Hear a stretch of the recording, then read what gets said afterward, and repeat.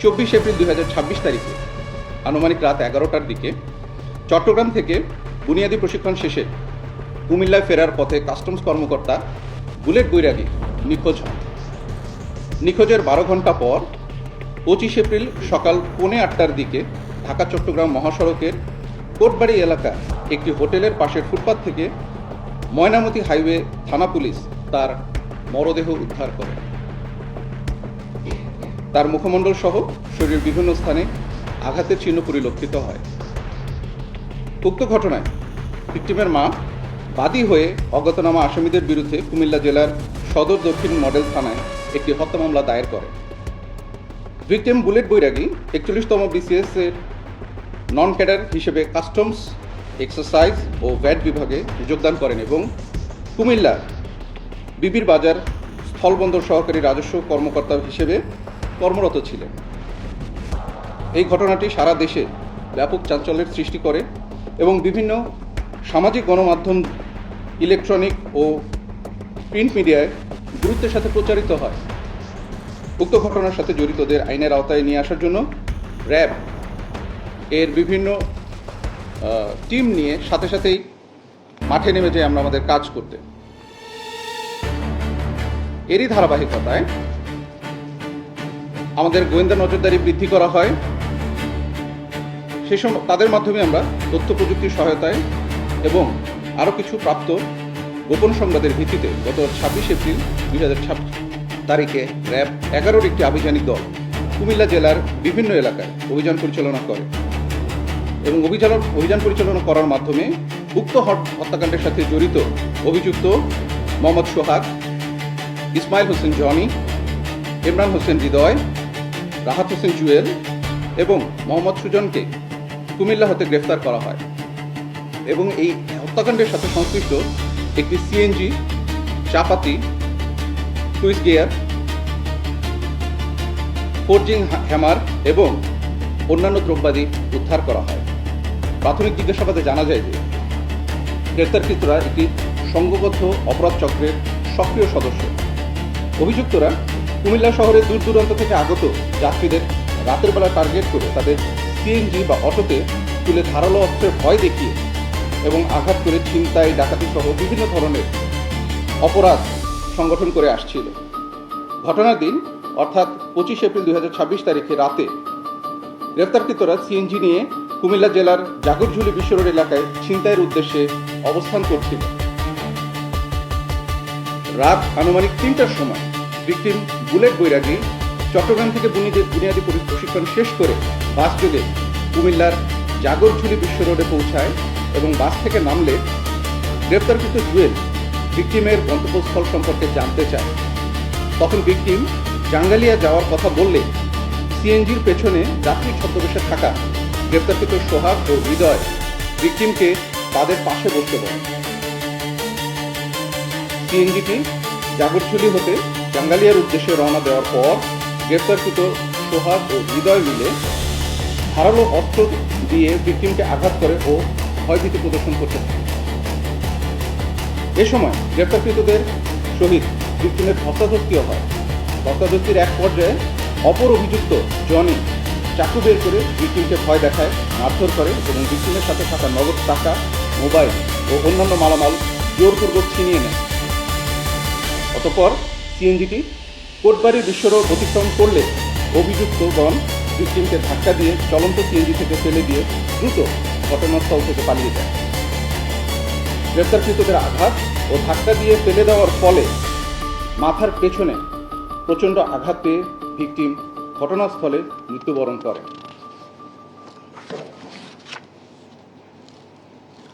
গ্রেফতারকৃত সকলের বিরুদ্ধে চট্টগ্রাম জেলার লাকসাম রেলওয়ে থানায় একাধিক চুরি, ডাকাতি ও মাদক মামলা রয়েছে।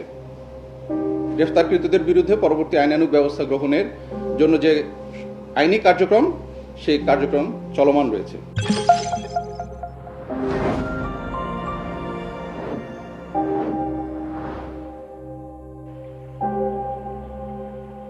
মেধা, প্রতিভা, বিনয়, ভদ্রতা এর কি নিদারুণ অপচয় আমরা দেখলাম বুলেট বৈরাগীর মৃত্যুর মধ্য দিয়ে। একটা ছেলে গোপালগঞ্জের টুঙ্গিপাড়ার একদম অজপাড়া গাছ থেকে উঠে আসে। আমার জানা মতে তার বাবা একজন কৃষক। তার সাথে আমার জীবনে একবারই দেখা হয়েছিল। তখন সে ফরিদপুরে সালতায় চাকরি করতো ফুড ইন্সপেক্টর হিসেবে। আমার বাড়ি যেহেতু ফরিদপুর, তো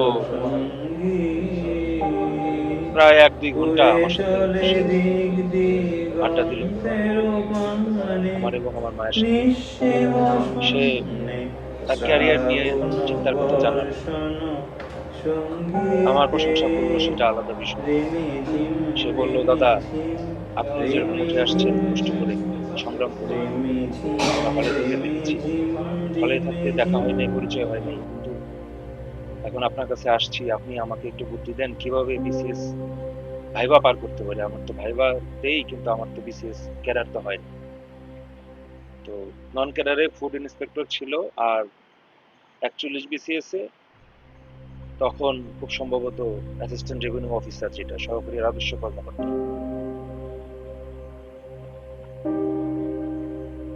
নাকি কাস্টমস কর্মকর্তা, এটাতে তার হয়েছে, যাবে কিনা আমাকে জিজ্ঞেস করলো। তা আমি বললাম যে দেখো, দুটো জায়গায় খুব রিস্কি, সৎ থাকা কষ্ট।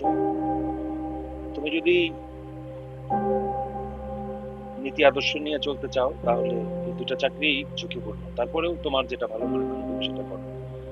আর যতদিন বয়স আছে চেষ্টা করে যাবা, যদি হয় হবে। তো যাই হোক, হয় নাই। ছেলেটা জগন্নাথ বিশ্ববিদ্যালয়ে পড়তো এবং জগন্নাথ হলে থাকতো, অন্যরা যেভাবে থাকে সেভাবে থাকতো। তো জগন্নাথ হলে থাকতে কোনোদিন পরিচয় হয় নাই, কিন্তু মুখটা দেখেছি বলে মনে হয়। কালকে এক বড় ভাই ফোন দিছে, জ্যোতির্ময় দা, সেও বলতেছে তাকে চেনা চেনা লাগে। তো জ্যোতির্ময় দা আমাকে রাত 1:30টার সময় ফোন দিছে, ফোন দিয়ে বলতেছে যে উনিও এরকম একবার ওই এলাকা থেকে আসার সময়, চিটাগাং বা কুমিল্লা থেকে ঢাকা যাওয়ার সময়, পিছনে সিডিএম লেখা একটা বাস, সেই বাসে উঠছিল, তেমন একটা যাত্রী ছিল না, যে পথে যাওয়ার কথা সে পথে না গিয়ে অন্য পথে গিয়ে যাচ্ছিল। তখন সে জিজ্ঞেস করলে পরে তাকে অস্ত্রে তাক করার মতো অবস্থা, যা আছে বাইর কর।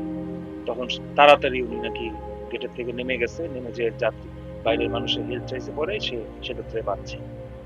এটা সত্য মিথ্যা আমি জানি না। তো তাহলে যেহেতু উনিও একজন সরকারি কর্মকর্তা, ব্যাংকে চাকরি করেন, তাহলে উনি যেহেতু বলছেন মিথ্যা হওয়ার কথা না, তার মানে ওই এলাকায় এটা রেগুলার ব্যাপার। তো এখন একটা মেধাবী ছেলে, আমি তো আগে গানের গলা শুনি নাই, এই মরার পরে দেখলাম যে সে তার ছেলেকে গান শোনাচ্ছে। সে আমার কাছে সেদিন জিজ্ঞেস করছিল যে দাদা আপনি বিয়ে করতেছেন না কেন, বিয়ে করে ফেলেন, আপনার চেহারা টেহারা ভালো, সবই ভালো, আপনি বিসিএস ক্যাডার, আপনি।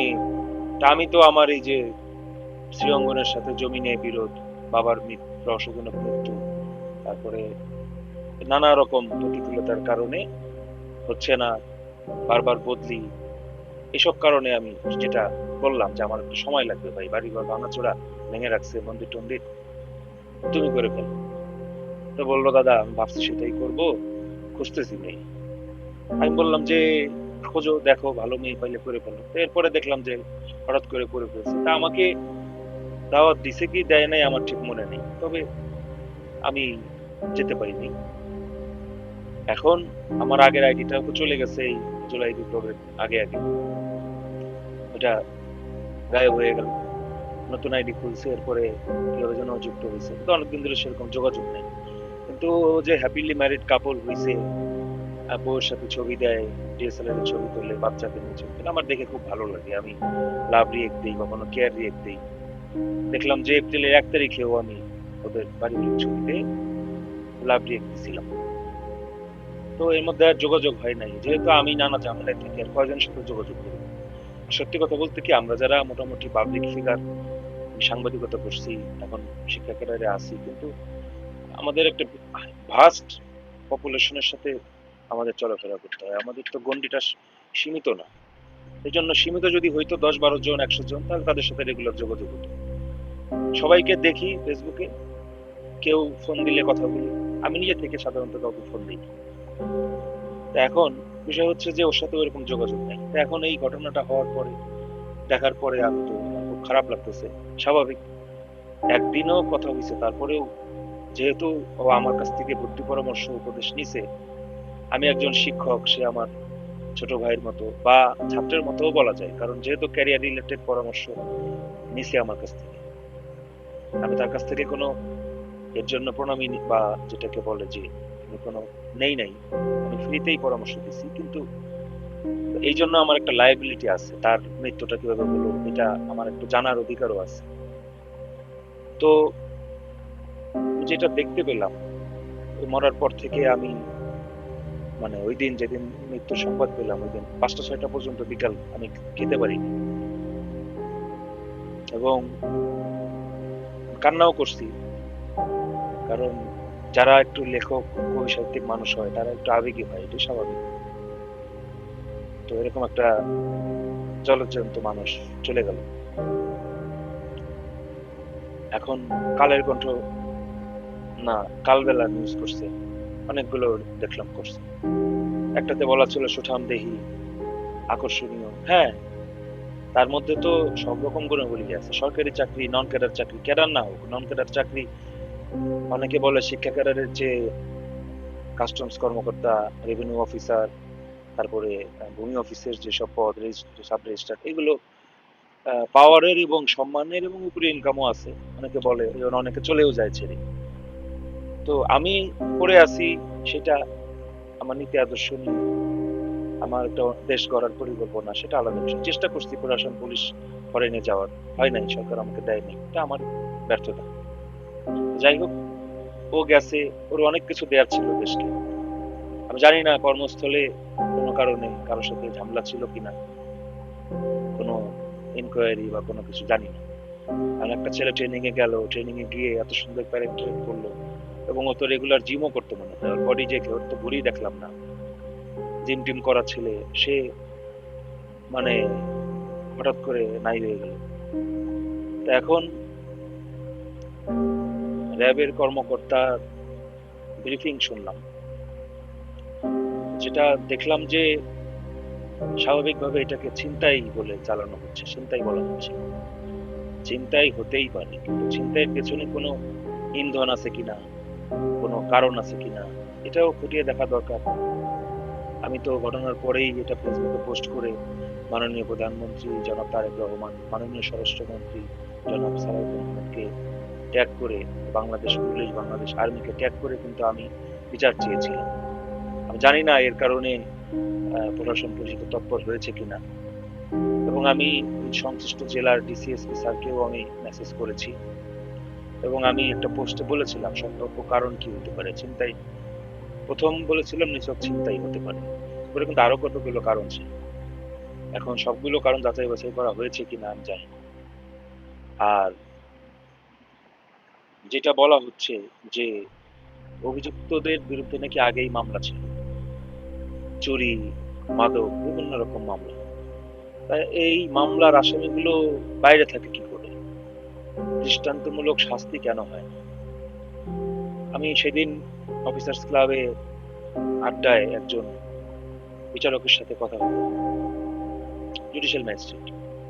সে কথায় কথায় বলতেছে দীর্ঘদিন ধরে ফাঁসি টাসি দেওয়া হয় না, হ্যাঁ, আসামিদের ছেড়ে দেওয়া হয় বা সর্বনিম্ন শাস্তি দেওয়া হয়। তো বাংলাদেশের বিচার ব্যবস্থার ফাঁক গলে যদি এভাবে বারবার আসামিরা বেরিয়ে যায়, আমরা তো ভারত বিদ্বেষী কথাবার্তা বললে বাংলাদেশে মার্কেট পাওয়া যায়, ভারতের পক্ষে বললে আমরা ভারতের দালাল হয়ে যাই। এই যে ভারতে একটা মেয়ে পশ্চিমবঙ্গে মারা গেছিল, একজন ডাক্তার, তার হাসপাতালে রেপড হয়েছিল, অভয়া, কেউ বলে অভয়া, কেউ বলে আরেকটা কি যেন সুন্দর নাম দেয়। এটা নিয়ে তো তৃণমূল ব্যাকফুটে, এটাই বিজেপির অনেক বড় একটা অস্ত্র, এই যে ইলেকশন হচ্ছে সেটা। তো দেখেন এটা নিয়ে কত বড় আন্দোলন হয়েছে। তারপরে রাং দে বসন্তী নামে একটা সিনেমা আমরা দেখেছি, একটা ছবি, সেখানে আমরা দেখেছি যে একজন বিমান বাহিনীর পাইলট, সেটা নিয়ে ইন্ডিয়া গেট ঘেরাও, মোমবাতি প্রজ্বলন, কত কিছু ওরা করে। আমাদের এখানে মানুষজন কেন যেন সবকিছু মানে সহ্য হয়ে গেছে তাদের, তারা বিচার চায়ও না, পায়ও না। ফেসবুকে একটু প্রতিবাদ করে, তারপরে আবার থেমে যায়। তো কার কথা বলবো? আমি নিজে ভিকটিম, আমাকে বারবার মারতেছে, পিচ্ছি পিচ্ছি পোলাপান। এই গত 3 তারিখেও মারছে, আমার বাড়ির গেট ভেঙে রাখছে, আমার মন্দির টন্দির সব ভেঙে রাখছে, আমার ক্যামেরা ভাঙছে জানুয়ারিতে। আমি অভিযোগ দেই, হাসপাতালের রিপোর্ট সহ, এদেরকে অ্যারেস্ট করে না। এরা আমার সামনে দিয়েই ঘুরতেছে, এখনো সেই বান্দামি করে বেড়াচ্ছে, বাইক নিয়ে ঘুরতেছে। এরা স্থানীয়ভাবে প্রভাবশালী, ঠিক আছে, কিন্তু আপনারা অ্যারেস্ট যদি না করে, আমি মরার পরে আমি বারবার বিচার চাচ্ছি। আমি রাত্রে 4টা 5টা পর্যন্ত আমি ঘুমাইতে পারি না। আমার বাড়ির আশপাশ দিয়ে সামনে দিয়ে অপরিচিত লোকজন ঘোরাঘুরি করে, চালে ঢিল মারে। আমি বাড়ির বাইরে যেতে ভয় পাই। আমার পা ফ্র্যাকচার। আমি অফিসার্স ক্লাবে কয়দিন একটু খেলছি ম্যাজিস্ট্রেট পুলিশদের সাথে, ভালো লাগে নাই, আমারে হামলা করছে। এখন যদিও হিন্দুরা হামলা করছে, কিন্তু এদের সাথে জমি নিয়ে বিরোধ আছে, স্বার্থ সংশ্লিষ্ট আছে, কিন্তু পেছনে আজ আমার একটা যে মৌলবাদী একটা শক্তি যে আমার বিরুদ্ধে আছে, হিন্দু মৌলবাদী হোক বা অন্য ধর্মের মৌলবাদী, সেটা তো সবার জানা। তাদের একটা ইন্ধন তো থাকতে পারে, আবার উচিত কথা বলার কারণে, প্রতিবাদী মনোভাবের কারণে থাকতে পারে। তা আমি এত কথা বলছি কেন? এই একেবারে লিখিত অভিযোগ, নাম উল্লেখ করে, আমি একটা বিসিএস ক্যাডার অফিসার, 35তম বিসিএস এর। আমি প্রথম হলো হেড অফিসের সাংবাদিক ছিলাম 7 বছর। আমি বিভিন্ন পত্রপত্রিকায় নিয়মিত কলাম লিখি। তো আমার বিষয়ে যদি এই অবস্থা হয়, তো আমি ডাকলে পরে পুলিশ আসে। কিছুদিন আগে আমার বিড়াল গুম করছিল, পুলিশ আমার সেই একদম এসপি স্যার ফোন ধরে না, ওসি সাহেব ফোন ধরে না, জরুরি নাম্বার থেকে থানায় যোগাযোগ করায় দেয় না। আমি সদর সার্কেলের কাছে গিয়ে কোনো মতে আমি আমার ব্যাচমেট তাকে, মানে একেবারে আমি আর মা যে কান্নাকাটি করছি করে, তারপরে পুলিশ পাঠাইছি, এবং পুলিশের সামনে অনেক কষ্টে আমার বিড়ালটা উদ্ধার করতে হয়েছে। তো আমি কিন্তু ওই দিন সারাদিন পোস্ট দিতে পারি। আমি জানি না বুলেটের বউ, তার সাথে পরিচয় নেই, সে দেখলাম যে তার প্রোফাইল পিকচার চেঞ্জ করছে। এটাও আমার কাছে একটা অবাক করা বিষয়। আমি তাকে দোষ দিচ্ছি না, অনেক সময় টেনশনে থাকলে মানুষ উদ্ভট কিছু কাজ করতে পারে, কিন্তু রাতে স্বামী নিখোঁজ হয়েছে, সারাদিন 12 ঘন্টা পরেও সে, মানে এখন বিষয় হচ্ছে কি, বুলেট যে রাতে আসবে, সে রাতে আসবে কেন?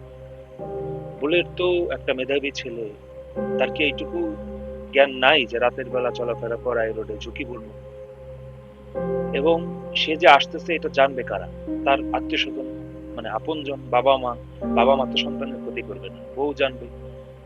এখন বউর সাথে কথোপকথন বাইরের কেউ ট্যাপ করছে কিনা? আমি তো যেটা শুনলাম যে পুলিশের কাছে এরকম যন্ত্র থাকে যে কথোপকথন শোনা যায়, তাদের কাউকে টাকা দিলেও নাকি এগুলো শোনা যায়। জানি না সত্যি মিথ্যা। তো এগুলো হতে পারে, আমি বলতেছি না যে হইছে। আবার এমন হতে পারে তার সাথে কেউ, পরিচিত কেউ তার সাথে ছিল, যে হয়তো তাকে কোনো ড্রিঙ্ক বা কোনো খাবার কিছু খাওয়াইছে। কারণ এই বিষয়গুলো কিন্তু এখানে উঠে আসলো না, এই জন্য আমি কথাগুলো বলতেছি। যে এর আগে নিউজে আমি দেখেছিলাম যে মর্গে যখন তার লাশ পড়েছিল, যখন তার মর্গে বা থানায় যখন পরিবার শনাক্ত করলো, তখন নাকি মুখে রক্তাক্ত ছিল, মুখ খোলা ছিল, এবং মুখে নাকি কিছু মানে ফেনার মতো ছিল। তো সাধারণত এই ফেনার গুলো হয় কোনো বিষ প্রয়োগ করলে বা খাবারের সাথে কিছু মিশাই দিলে। আমার শুধু সন্দেহ যে ওকে পরিকল্পিতভাবে হত্যা করা হয়েছে। এটা ওর সাথের কেউ হয়তো ওকে কিছু খাওয়াই দিছে, তারপরে ও যে জায়গায় নামার কথা সেখানে না নেমে ও কিছু দূর দূরে, 4 কিলোমিটার দূরে গিয়ে নামছে। তাহলে হয় ওই সময় হয়তো ও তন্দ্রাচ্ছন্ন হয়ে পড়ছিল, হয়তো ঘুমের মতো আসছিল।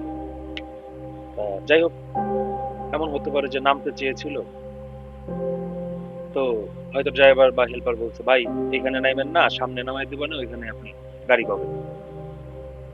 তো এটাও আমরা জানি যে অনেক সময় এদের সাথে, এই বাসের ড্রাইভার হেল্পারের সাথে ছিনতাইকারীদের একটা আতাত থাকে।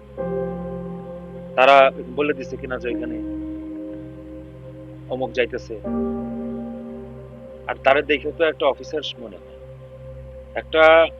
তারপরে চুল এলোমেলোও না, চুল একদম মানে অফিসিয়াল কাট, দেখে তো আর্মি অফিসারের মতো যে ফিগার, আর্মি বা পুলিশের লোক মনে হয়। তারই মানে ছিনতাইকারী এটা পিচ্ছি পিচ্ছি গোলাপান মেরে ফেলবে। আবার দেখলাম যে এদের মুখ ব্লার করে দিয়েছে, মুখ ঢাকা। কেন? সংবাদপত্রে তাদের ছবি প্রচার করতেছে না। সংবাদপত্রের ছবি প্রচার করতেছে না, তার মানে কি তারা মাইনর? তাহলে মাইনরদের বিরুদ্ধে আপনি আজকে অ্যারেস্ট করছেন, কালকে তো তারা এমনি ছাড়া পেয়ে যাবে। আর এই চক্রটা যে কারা কারা ওই এলাকায় অপকর্ম করে, এটা আমি বিশ্বাস করি না যে পুলিশ জানে না। পুলিশের ডিবি পুলিশ হোক, এসবি হোক, ওই জেলার সংশ্লিষ্ট হাইওয়ে ওসি হোক বা সংশ্লিষ্ট থানার ওসি বা ওই জেলার এসপি স্যার, তাদের না জানার কথা না। এবং ছোটখাটো চুরি ছিনতাই করে, তাদের নলেজে থাকুক, বড় কিছু যাতে না হয় তাদেরকে, কিন্তু এত বড় একটা ঘটনা ঘটাই ফেলবে, এদের কনফিডেন্সটা কোথা থেকে আসবে? আর সামান্য একটা ডিএসএলআর ক্যামেরা, একটা মোবাইল, একটা ব্যাগ, এগুলো চাইলে তেমনি দিয়ে দেওয়ার কথা। সবচেয়ে বড় কথা হচ্ছে যে যেটা বললেন যে সিএনজি থেকে ফেলে দিছে, সিএনজি থেকে ফেলে দেওয়ার পরে পড়ে গিয়ে নাকি মাথার পেছনে আঘাত পেয়ে সে নাকি জায়গায় মারা গেছে। তো প্রথম কথা হচ্ছে সিএনজি থেকে ফেলে দেওয়ার পরে আহ, ও একটা ফিজিক্যাল ফিটনেস ভালো, ফেলে দিলেই পড়ে যাবে, ফেলে দিলে ও তো কাজ হয়েও পড়তে পারতো, তাই না? পিছনেই পড়বে কেন? পিছনে যেহেতু আঘাত, সবচেয়ে বড় সম্ভাবনা হচ্ছে ও এখানে নেমে হেঁটে যাচ্ছিল, রাস্তা ক্রস করে আবার যেখানে নামার কথা সেই দিকে, চিটাগাংয়ের দিকে সে হয় হেঁটে আসতেছিল অথবা সেখানে দাঁড়ায় ছিল কোনো একটা গাড়ির জন্য, তখন হয়তো পিছন থেকে কেউ আঘাত করছে মাথায়। এখন যাই হোক, এটা আসলে জানি না। আর আরেকটা কারণ হতে পারে যে আমি দেখছি, খেয়াল করে, যে বুলেটের স্ত্রী সে গলায় তুলসীর মালা পরতো।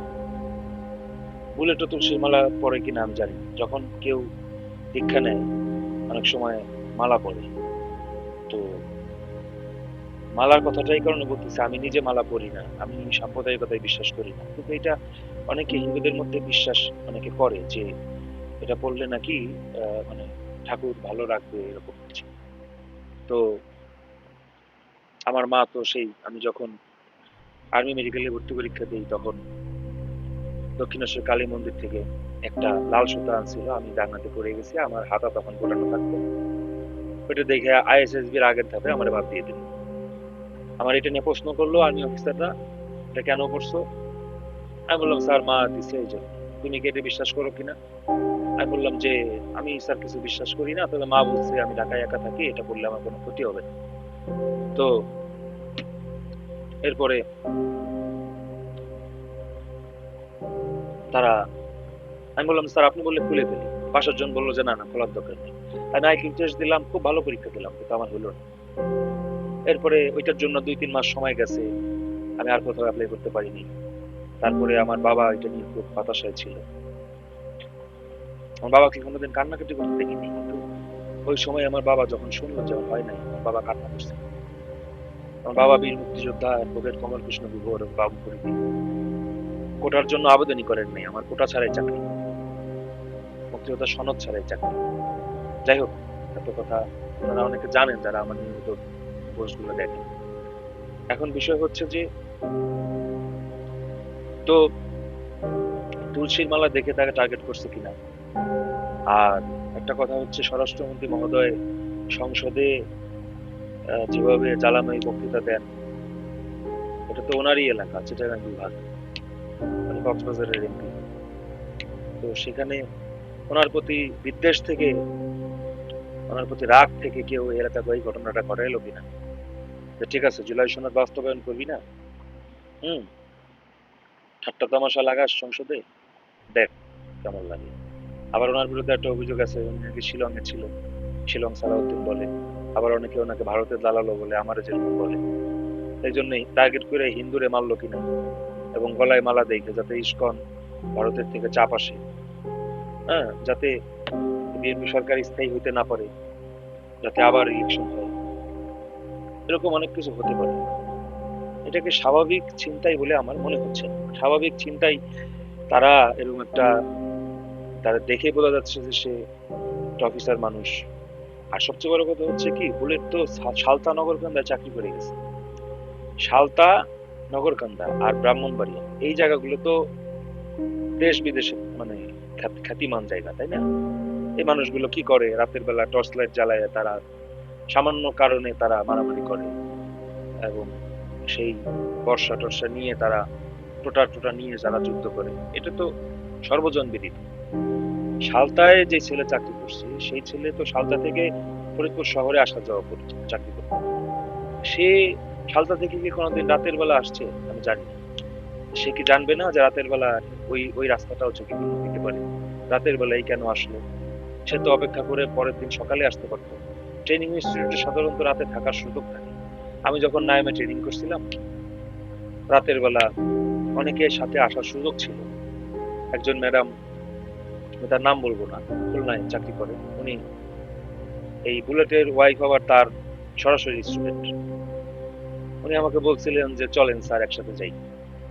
তো আমি, আমার মন প্রচন্ড খারাপ ছিল, কারণ আমাকে মানে আমার ন্যায্য পাওনাগুলো থেকে বঞ্চিত করা হয়েছে। আমাকে ভালো মানে, যাক সে গল্প আরেকদিন করবো। আমি পরের দিন আসছিলাম। বুলেট এই কাজটা রাতের বেলা বের হবে এই দুঃসময়ে, কারণ সে তো জানে যে এখন ঝুঁকিপূর্ণ সময়।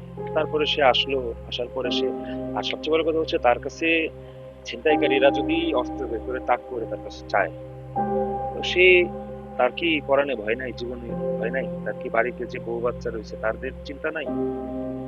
তার বাবা মা আছে বৃদ্ধ, তাদের চিন্তা নাই?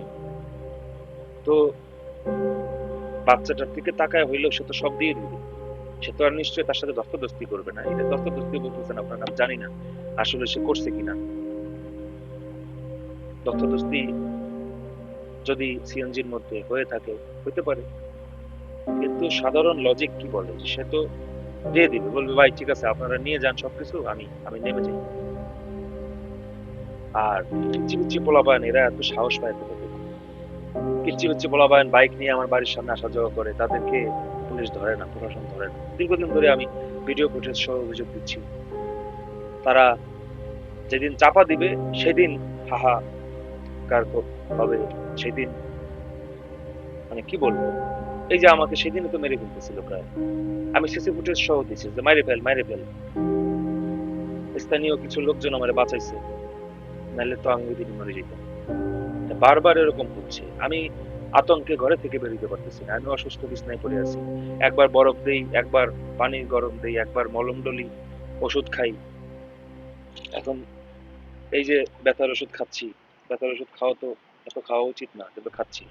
প্রেশার ওষুধ খেতে হয়, বিভিন্ন, আমি অসুস্থ হয়ে গেছি। আমার তো বয়স না, আমি যে বুলেটের থেকে খুব বেশি বড় তা না।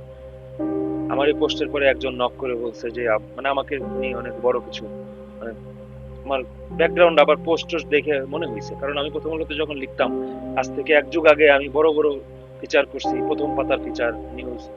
আমাকে মনে করতো মানুষ যে হয়তো 50-60 বছরের, আমার লেখার ভারীকে দেখে মানুষ মনে করতো। কিন্তু যোগ্যতা বলে হয়তো জায়গা মতো যাইতে পারিনি, কিন্তু তারপরেও পুরোপুরি তো আটকে রাখা যায় না প্রতিভাকে, আমি গেছি। তার মানে তো এই না যে আমার বয়স খুব বেশি। আমি যেটা কথা হচ্ছে যে অনেক কথা বললাম, আসল কথায় আসি, সেটা হচ্ছে এটা একটা পূর্ব পরিকল্পিত একটা মার্ডার বলে আমার কাছে মনে হচ্ছে। আমি আজকেও সারাদিন খাই নাই, খেতে পারছি না, কারণ দীর্ঘদিন ধরে এই ছেলেটা আমার ফ্রেন্ড লিস্টে ছিল। কথা হতো বা না হতো, হয়তো ভয়ে আমার পোস্টে লাইক কমেন্ট করতো না, কিন্তু সে আমার গুড বুকে ছিল। গোপালগঞ্জের ছেলে বলে না, গোপালগঞ্জের লোকজন আমার অনেক কষ্ট দিছে। জগন্নাথ হলে আমাকে বারবার সিট চেঞ্জ করে দিছে, সিট পলিটিক্সের কারণে আমাকে এমনকি হলের থেকেও বের করে দিছে। আমি পরে আবার হলে ব্যাক করছি। এগুলো হলের ছেলে পেলে জানে বা ক্যাম্পাসের ছেলে পেলে জানে। তো কিন্তু গোপালগঞ্জের ছেলে বলে না, একটা ছেলে, সে, তাকে তার বাবা মা জমি জমা বেচে মানুষ করলো, এবং সে আমার জানা মতে তার মানে 14 গোষ্ঠীর মধ্যে সেই দাঁড়াইছে, ওই পর্যায়ে আর কেউ যায়নি। এবং সবচেয়ে বড় কথা হচ্ছে কি, একটা বংশের লাইফ লাইন শেষ হয়ে গেল। সে তার বাবা মার একমাত্র সন্তান। আমিও যেমন আমার বাবা মার একমাত্র সন্তান, এবং শুধু তাই না, আমি আমার বংশেরও প্রদীপ। মানে আমার আপন কাকাদের কোনো ছেলে সন্তান নাই। তো গুহ বংশ শেষ হয়ে যাবে যদি আমি অপঘাতে মারা যাই। তা আমি কিন্তু নিরাপত্তা পর্যাপ্ত পাচ্ছি না। আমাকে, যাই হোক, বলছি অনেক কিছু, আপনার আমার টাইম লাইনে অনেক কিছু পাবেন। তো বুলেট আসলে আমি জানি না, এটা হয়তো র্যান্ডমলি কেউ চুজ করছে। ওইটা হাসনাত আব্দুল্লাহ এলাকা কিনা, ওই ওই জেলারই তো এমপি। আমি তার কাছেও এটা আহ্বান জানাচ্ছি ক্যাম্পাসের ছোট ভাই হিসেবে, যে রাজনৈতিক দ্বন্দ্ব থাকতে পারে, মতাদর্শগত দ্বন্দ্ব থাকতে পারে, কিন্তু তুমি ভাই এখন সংসদের এমপি, তুমি একটু ভালো করে এটার বিচার চাও সরকারের কাছে। সরকার তো একটা বক্তব্য দিছে, তুমি এখন বিরোধী দল, তুমি একটু দেখো তো, এবং তুমি একটু স্থানীয় তোমার ছেলে পেলে দিয়ে একটু যাচাই বাছাই করো তো কারা ঘটনাটা ঘটাইল, আর এটা কি জন্য করলো। এখন যদি হিন্দু নিধন করে একটা চাপ সৃষ্টি করা নতুন ইলেকশনের জন্য, বা যে জুলাই বিপ্লব হয়েছিল সেটা যে সুসংহত হয় নাই, জুলাই সনদ বাস্তবায়ন হচ্ছে না, আর একটা বিপ্লবের যে হুঙ্কার আসতেছিল সেটা যদি এর মাধ্যমে হয়ে থাকে। কারণ এতদিন যেটা করতো কি, মব করতো, মব কালচারটা সালাউদ্দিন সাহেব বলছেন যে মব আর হবে না। এটা খুব সুন্দর একটা স্টেজ, মব আর হবে না, কিন্তু মব না করে, মব করলে তো তাও এখানে লোকজন থাকতো, সাংবাদিকরা থাকতো, যা হওয়ার সামনে হইতো, মানুষজন দেখতো, দুইটা কথা বলার সুযোগ থাকতো। এখন যদি গুপ্ত হত্যা শুরু হয়ে যায়, আমি জানি না বুলেট গুপ্ত হত্যার শিকার কিনা, টার্গেট কিলিং যদি শুরু হয়ে যায়, মাইনরিটি ক্লিনজিং যদি শুরু হয়ে যায়, তাহলে তো সমস্যা। এইটা যাতে না হয়, এই জন্য আমি সরকারের কাছে অনুরোধ জানাচ্ছি যে আপনারা প্লিজ বিষয়টা একটু সিরিয়াসলি নিয়েছেন, আরো একটু নেন।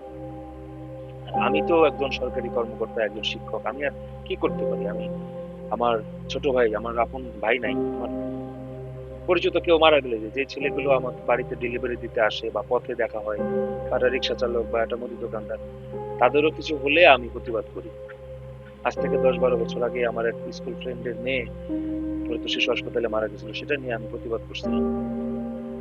এখন বিষয় হচ্ছে, আমার কথাগুলোকে পাগলের প্রলাপ বলে অ্যাভয়েডও করতে পারেন, আবার একটু গুরুত্ব সহকারে ভেবে দেখতেও পারেন।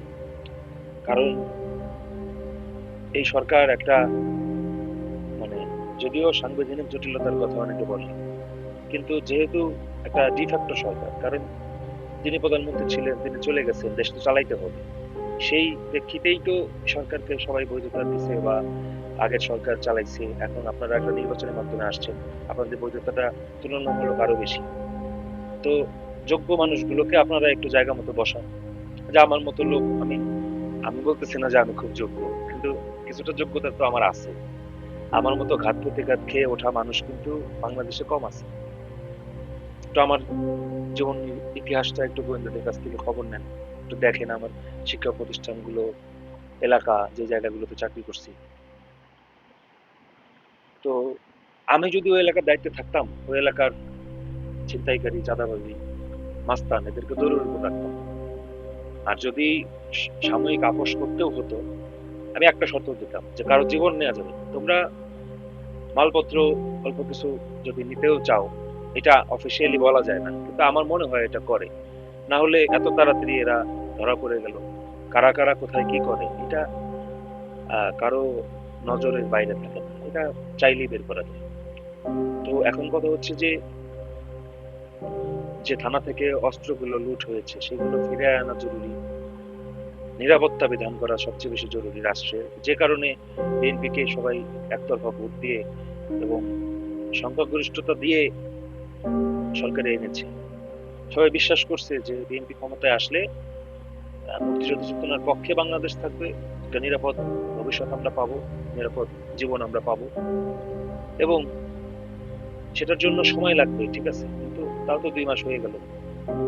এখন তো, মানে, আমার কথা হচ্ছে যে স্বরাষ্ট্রমন্ত্রী মহোদয়ের বিভাগে কেন ঘটনাটা ঘটলো, এটাও একটা ব্যাপার। হিন্দু একটা মাইনরিটির সাথে কেন ঘটলো? গোপালগঞ্জে জন্ম নেয় একটা ছেলে, টুঙ্গিপাড়া বঙ্গবন্ধু এবং শেখ হাসিনার জন্মস্থান, সেখানে জন্ম নেওয়া একটা ছেলের সাথে ঘটলো, এবং সে একটা বড় অফিসার, তার সাথে ঘটলো।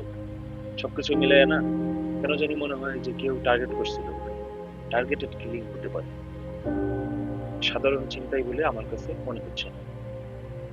তো যাই হোক, আমরা আমাদের সবার নিরাপত্তা চাই, কারণ ওর পরিবারের কান্নাকাটি তো দেখলাম, দেখার মতো না। কালকে রাতেও আমি সারা রাত ঘুমাইতে পারি। তো এটা হচ্ছে যে এরকম যাতে আর না হয়, এটা যে মানুষের বিবেককে নাড়া দিছে। এখন কি বলবো, ওর বাচ্চার দায়িত্বটা কে নিবে? চাকরি স্থায়ী হয়েছে কিনা সেটাও আমি জানি না, কেবল ফাউন্ডেশন ট্রেনিং করে আসলো, স্থায়ী তো হয় নাই। এখন একটা চাকরি ছেড়ে আসছে, আর একটা চাকরিতে আসছে, ও তো পেনশনও পাবে বলে মনে হচ্ছে না। এখন ওর বাচ্চা ছেলেটা 1 বছর হবে,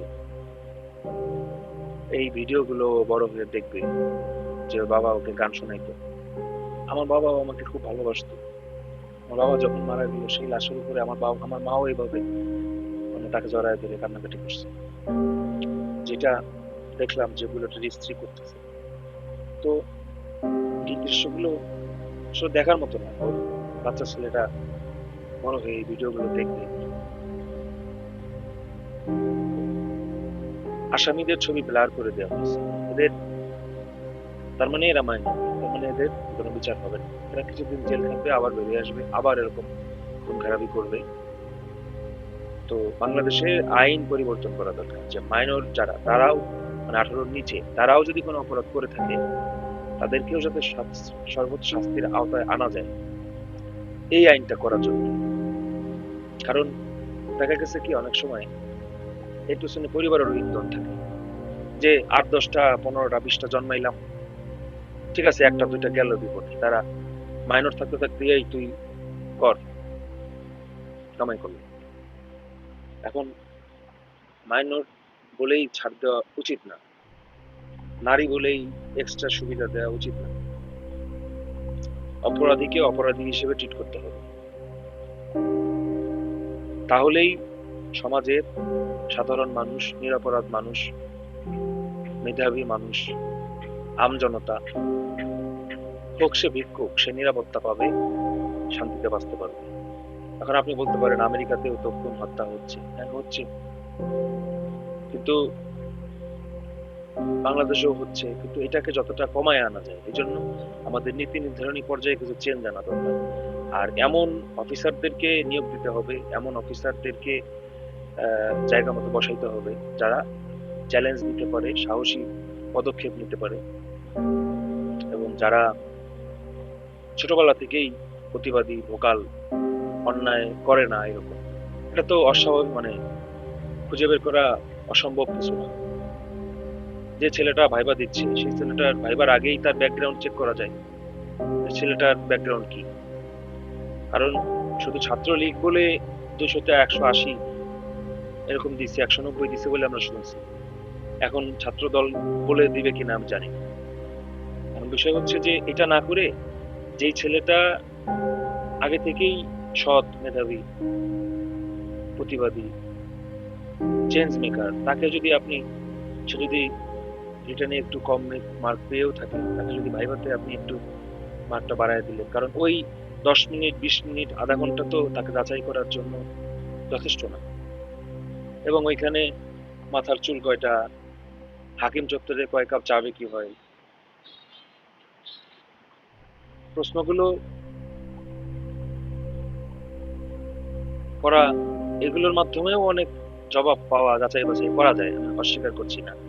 কিন্তু ব্যাকগ্রাউন্ডটা আগে একটু চেক করা থাকলো, ওই ভাইবা বোর্ডে, পিএসসি ভাইবা বোর্ডে স্যারদের সামনে তার ব্যাকগ্রাউন্ড হিস্টরি থাকলো, এই ছেলে, হ্যাঁ এই ছেলে তো ক্লাস 7-এ থাকতে অমুক জায়গায় এই করছে, অমুক জায়গায় এই করছে, অমুক জায়গায় এই করছে, স্কুলে থাকতে এই করছে, ভার্সিটিতে এই করছে, তাহলে কিন্তু সিদ্ধান্ত নেওয়াটা সহজ হবে। তো আমার অনুরোধ থাকবে এই বিষয়গুলো যাচাই বাছাই করা, এই বিষয়গুলো একটু আমলে নেওয়া। আর বুলেট বৈরাগী হত্যাটাকে স্বাভাবিক বা সাধারণ চিন্তাই হিসেবে না দেখে, এটাকে আরেকটু গুরুত্ব সহকারে দেখা, এবং আসামি কারা, ঘটনা ঘটাইছে, পিছনে কারা, কারো ইন্ধন আছে কিনা, সর্বোচ্চ তদন্ত, ছায়া তদন্ত, সর্বোচ্চ তদন্ত করে এটা দোষীদের বিচারের আওতায় আনা উচিত। এবং আমি স্বরাষ্ট্রমন্ত্রী মহোদয়কে, মাননীয় প্রধানমন্ত্রীকে ধন্যবাদ ও কৃতজ্ঞতা জানাচ্ছি। কারণ আমার জানা মতে 5টা বাহিনী তারা নিয়োগ করেছে এবং 2 দিনের মধ্যেই একটা একটা সমাধান বা একটা কিছু তো তারা আনতে পেরেছে। এবং এটা হতেও পারে সত্যি। সবচেয়ে বড় কথা হচ্ছে যে থানা পুলিশ থেকে শুরু করে হাইওয়ে পুলিশ, র্যাব, পিবিআই, তারপরে গোয়েন্দা পুলিশ থেকে শুরু করে ডিজিএফআইও নিযুক্ত হয়েছে কিনা জানি না।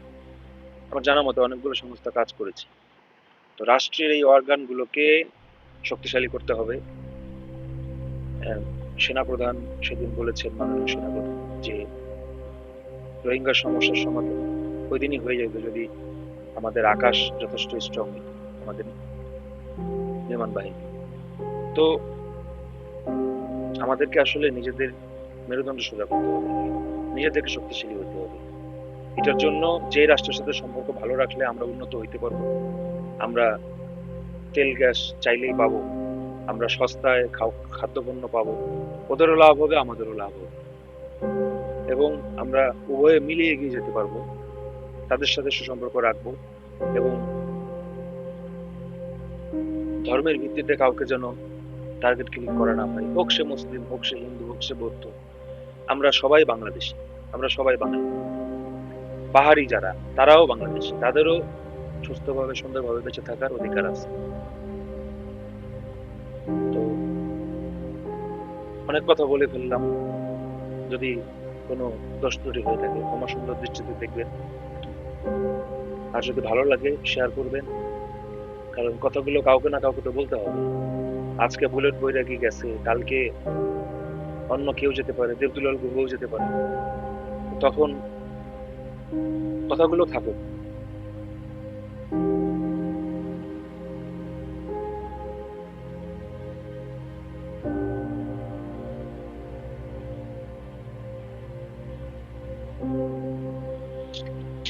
আবারও সরকারকে ধন্যবাদ জানাচ্ছি বিষয়টাকে সিরিয়াসলি নেওয়ার জন্য এবং তদন্ত করার জন্য।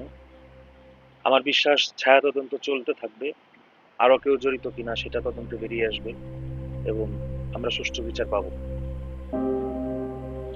তো সবাই ভালো থাকবেন, ধন্যবাদ।